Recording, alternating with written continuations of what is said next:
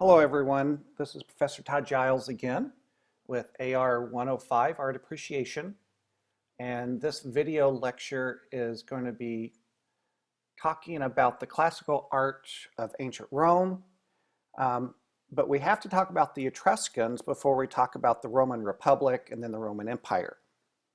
Okay, so first let's look at a map of this area. The main feature here is the Mediterranean Sea, right? Here we have Egypt, Greece, and then Italy. And we saw in the earlier chapters that the Egyptians and the Greek artists did have some communication back and forth and a trade within the arts, that there are a certain amount of features that we see early in Egypt that have transferred up to the Greece peninsula, and then later we see that coming into Lower Italy and Sicily. Now with what we're looking at here, we're going to see how the Etruscans, which are in this area of Italy, and here's Rome, that there is still a trade or a vocabulary of art that gets brought up into the Etruscan area that's basically Greek. And one of the things that we can see here is that the Etruscans had temples. Now this doesn't look a whole lot like a Greek temple, but the features that are there are this two-sided roof, the columns on the front, but what's different? We don't have that pediment with statues in it, like at the Temple of Apphia. And also here that the Etruscans put their temples up on this raised bed area, okay? And the inside of the temple is in the rear, behind this porch area, okay? And later we'll see how the Romans apprehended that.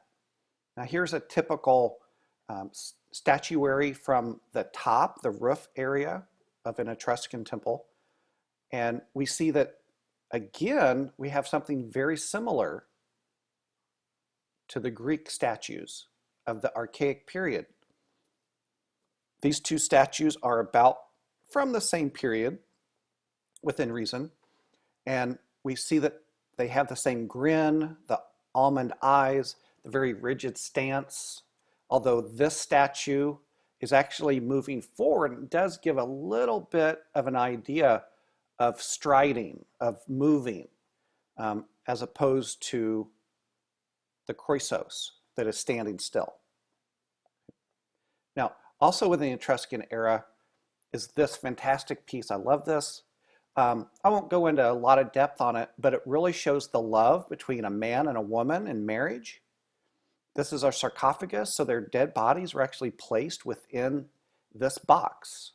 We can see that it was on a left half and a right half, okay?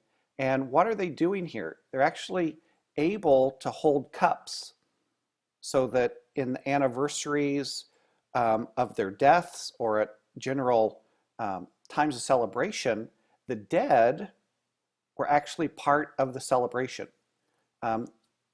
The Etruscans did believe in an afterlife.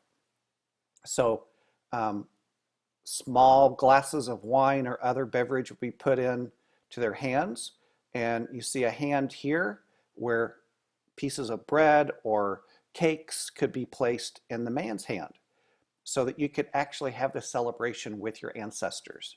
A bit strange to us, but that was their religion.